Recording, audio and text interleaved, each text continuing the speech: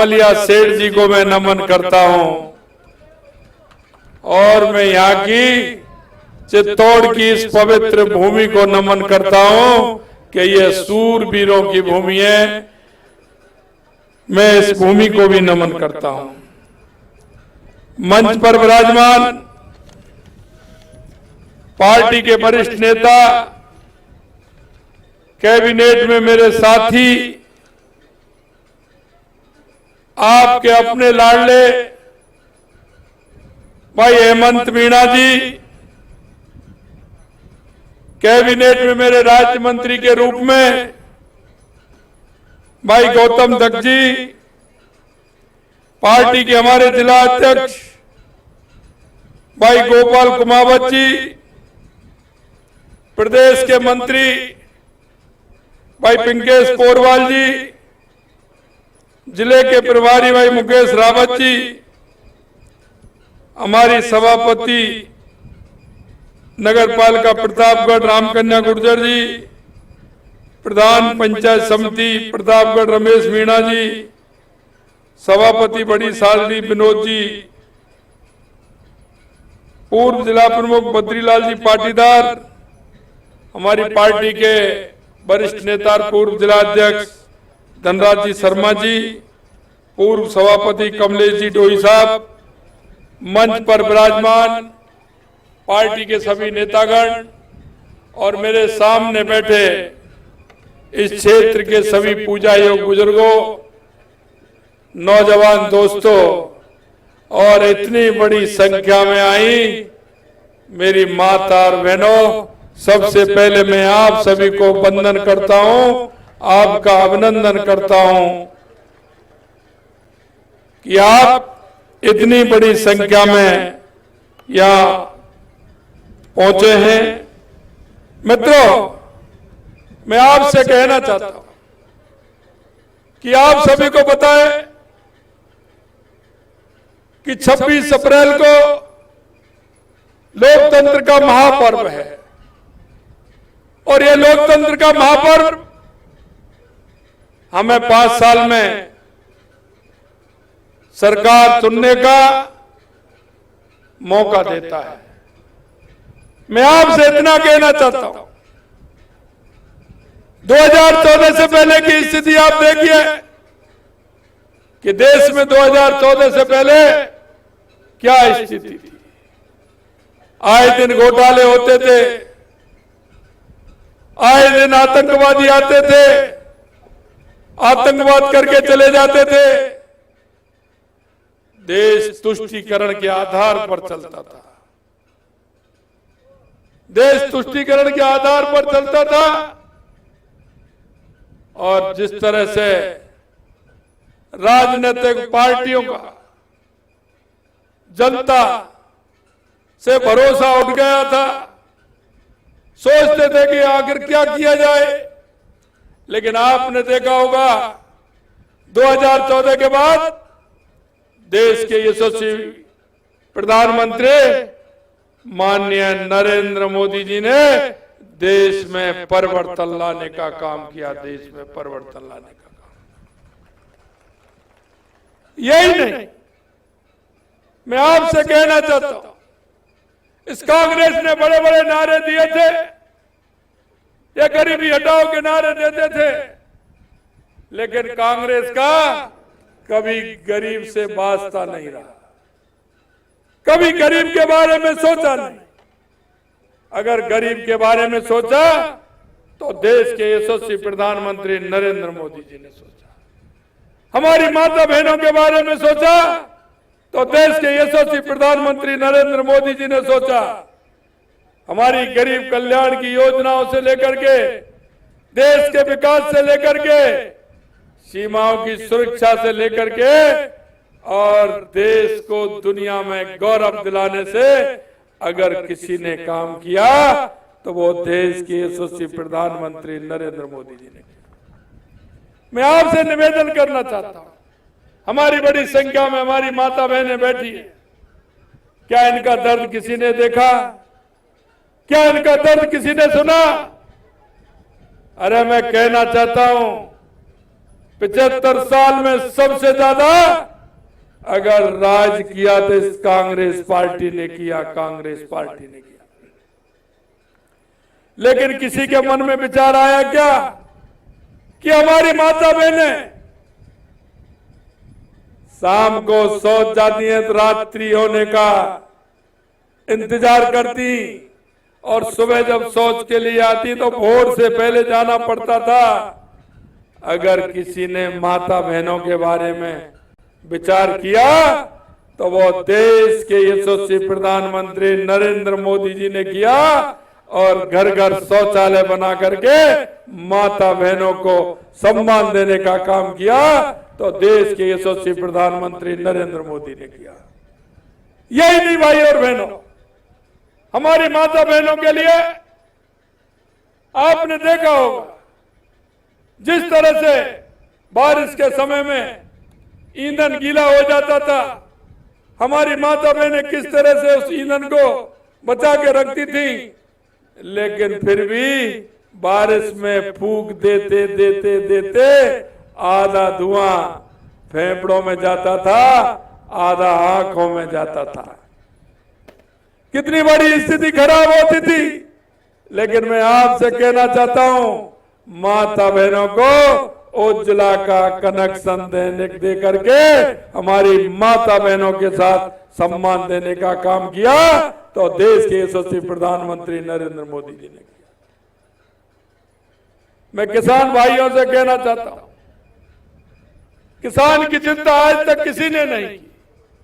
अगर किसान की चिंता की तो देश के यशस्वी प्रधानमंत्री नरेंद्र मोदी जी ने की।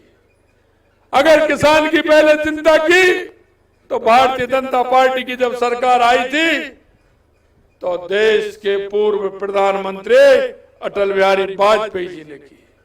मैं आपसे कहना चाहता हूं, उससे पहले कहीं गांव में सड़क थी क्या? अरे सड़क थी क्या प्रधानमंत्री अटल बिहारी वाजपेयी जी से पहले? गांव में सड़क निकालने का काम किया कि नहीं किया? हर गांव में सड़क पहुंचाने का काम किया कि नहीं किया?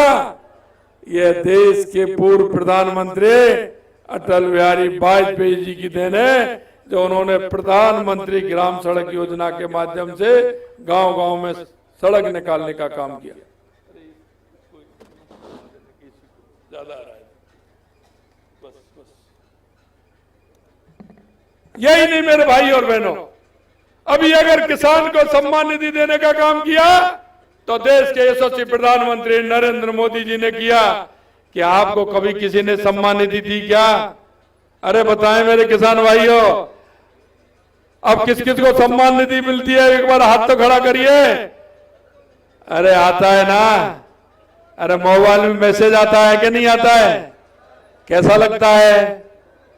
अरे जब मोबाइल में मैसेज आता है तो कैसा लगता है आपको? लगता है ना? अरे मैं यही कहना चाहता हूं मेरे भाई और बहनों, मोदी जी तो 6000 रुपए देते हैं, लेकिन हमारी सरकार ने भी वायदा किया है कि आपको राज्य की सरकार भी सम्मान निधि देगी। और हमने आते ही पहली कैबिनेट में पहली किस्त में हमने 2000 रुपए देने का काम हमारी सरकार ने किया है। और यही नहीं, जो हमारे ऐसे किसान थे जिनका देहावसान हो गया, उनका किसान सम्मान निधि का पैसा उनके बेटा और बेटियों को मिलना चाहिए। वो 5 साल से कांग्रेस की सरकार ने वो पैसा भी नहीं भेजा, उसकी सूची भी नहीं भेजी। हमने 63,000 किसानों के राजस्थान की सूची भी भेजी है और उनको पैसा भी डलवाने का काम हमारी सरकार ने किया है। मित्रों, मैं कहना चाहता हूं, आप देख सकते हैं देश के अंदर आए दिन जिस तरह के आतंकवादी हमले होते थे, आतंकवादी आते थे, देश में कहीं ना कहीं बम फोड़ के चले जाते थे, कहीं ना कहीं बस स्टैंड, रेलवे स्टेशन, भीड़ भाड़ इलाके में, यहां तक कि हमारे सैनिक जो सीमा पर रहते थे उनके सिर काट करके भी ले जाते थे। कांग्रेस की ऐसी सरकार थी जो उन्होंने सैनिकों के भी हाथ बांध रखे थे। अब कोई आ रहा है क्या? कहीं आतंकी हमला हो रहा है क्या? किसी की हिम्मत पड़ रही है क्या? कोई आंख उठा के देखने वाला है क्या? अगर एक बार उन्होंने आंख उठा करके देखा था तो एक बार उनको इलाज किया कि नहीं किया? अंदर घुस के मारा कि नहीं मारा? देश के यशस्वी प्रधानमंत्री नरेंद्र मोदी जी ने कहा कि सेना के हाथ खुले हुए हैं। उधर से अगर एक गोली आती है तो इधर से भी एक बड़ा वाला गोला जाना चाहिए। ईंट का जवाब पत्थर से देना चाहिए। ये देश के यशस्वी प्रधानमंत्री नरेंद्र मोदी जी ने किया। मैं आपसे कहना चाहता हूं भाई, हमारी सरकार को आज आए हुए 4.5 महीने हुए हैं। हमें 3 महीने का काम करने का आचार संहिता तक, हम 90 दिन तक काम करने का सौभाग्य हमें मिला, क्योंकि उसके बाद आचार संहिता लग गई। मैं आपसे कहना चाहता हूं, हमने हमारे घोषणा पत्र में हमने आपसे जो वायदे किए, हमने एक एक वादा हम आपका पूरा करेंगे, ये हम आपको विश्वास दिलाते हैं। हमने आपके बीच में कहा था और हमने 45% वादे 90 दिन के अंदर हमने पूरा करने का काम हमारी सरकार ने किया है। मैं आपसे कहना चाहता हूं, हमने किसान सम्मान निधि बढ़ा करके किसानों को सम्मान निधि देने का भी काम किया। हमने गेहूं पर कहा था कि हम एमएसपी बढ़ाएंगे, 125 रुपए एमएसपी बढ़ाने का भी काम किया।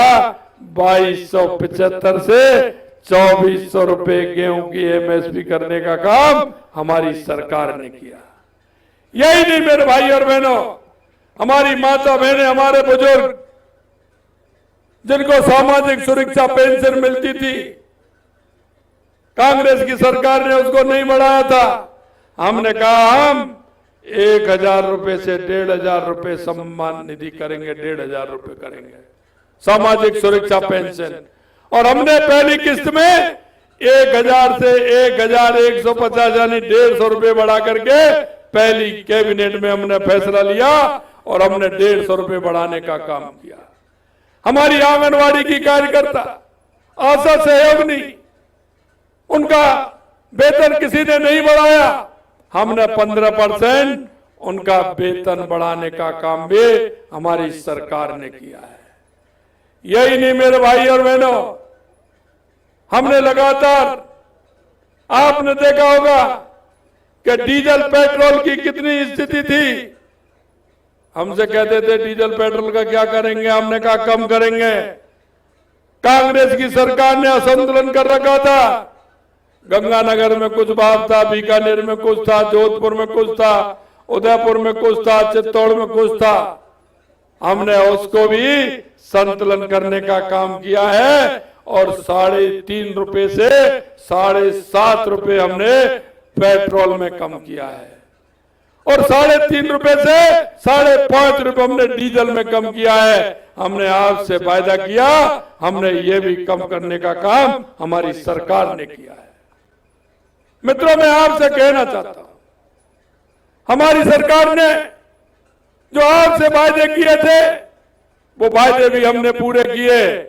ये पानी को लेकर के ऐसी सरकार थी जिसने जल जीवन मिशन में देश के यशस्वी प्रधानमंत्री नरेंद्र मोदी जी नल से जल देने का काम कर रहे हैं और कांग्रेस की सरकार ने पैसा दिल्ली से आया, काम तो नहीं किया, लेकिन उसमें घोटाला जरूर किया।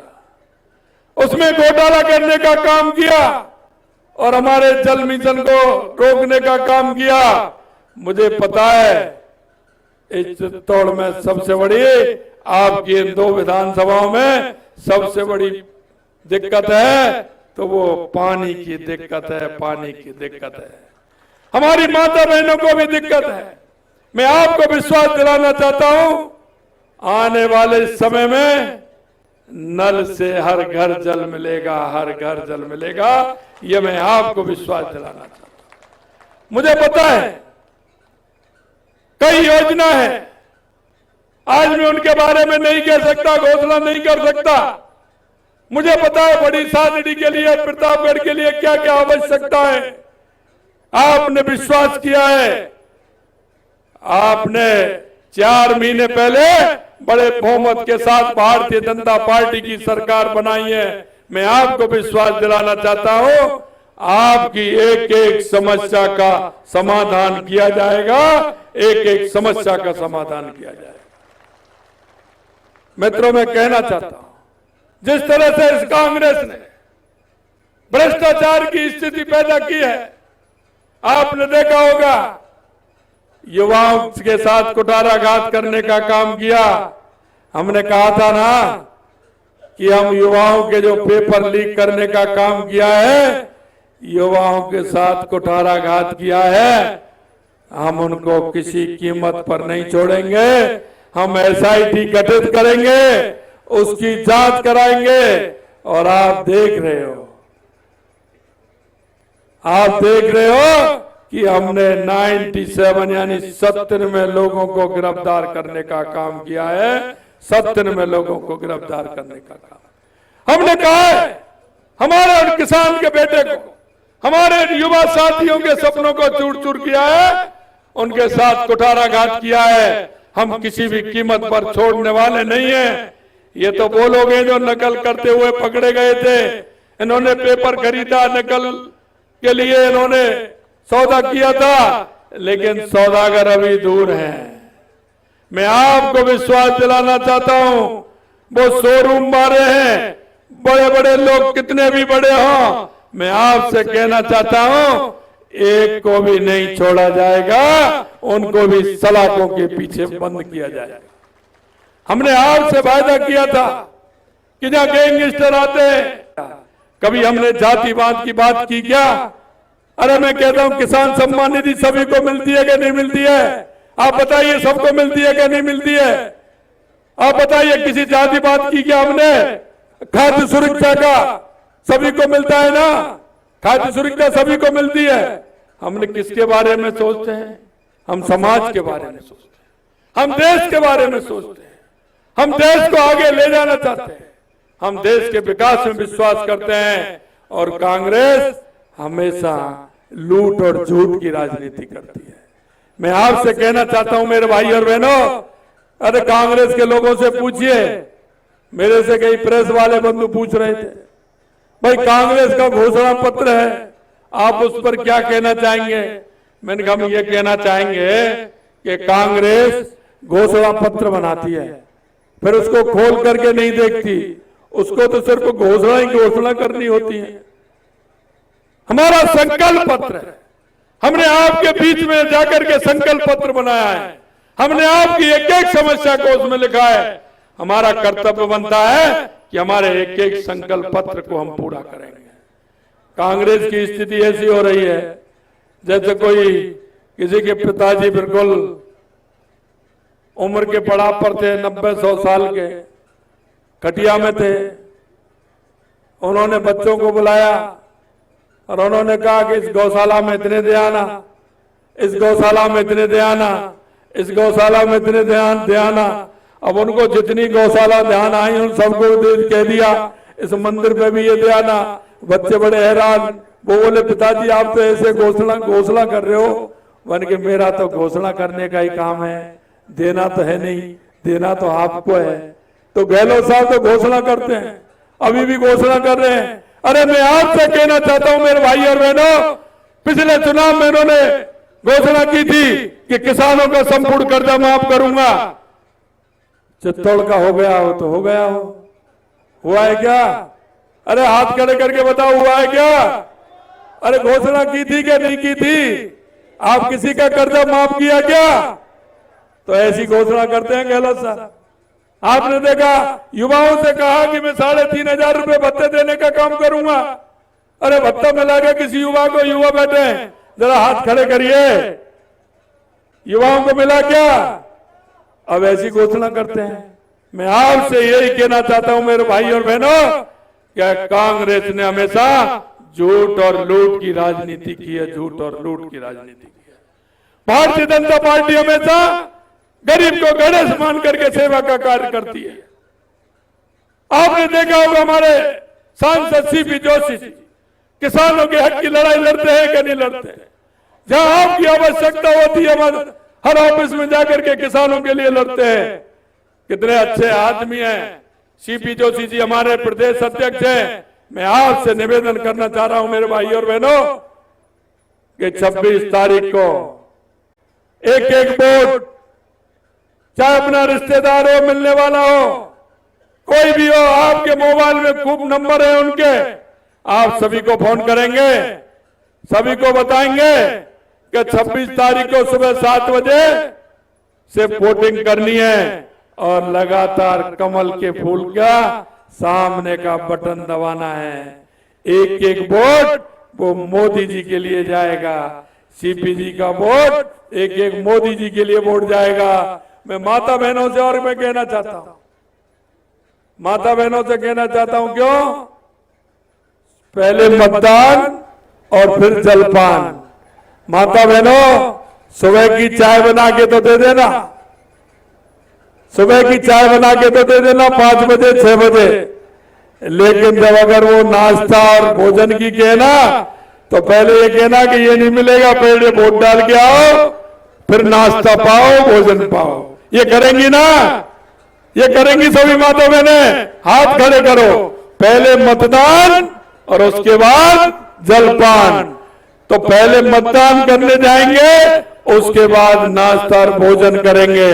मैं आपसे यही कहना चाहता हूं मित्रों, हमारे देश के विकास के लिए, हमारे प्रदेश के विकास के लिए, हमारे बड़ी सादड़ी के विकास के लिए, हमारे प्रतापगढ़ के विकास के लिए, हमारे गांव के विकास के लिए, हमारे को नल से जल मिले इसके लिए, हमारे गांव में बिजली ठीक प्रकार से मिले इसके लिए, हमारा रोड ठीक प्रकार से मिले इसके लिए, हमको चिकित्सा ठीक प्रकार से मिले इसके लिए, और हमारी शिक्षा हमारे बच्चों को ठीक प्रकार से मिले इसके लिए हमें 26 तारीख को वोट डालना है। 26 तारीख को वोट डालना है। हमारे देश के यशस्वी प्रधानमंत्री कितना ख्याल रखते हैं?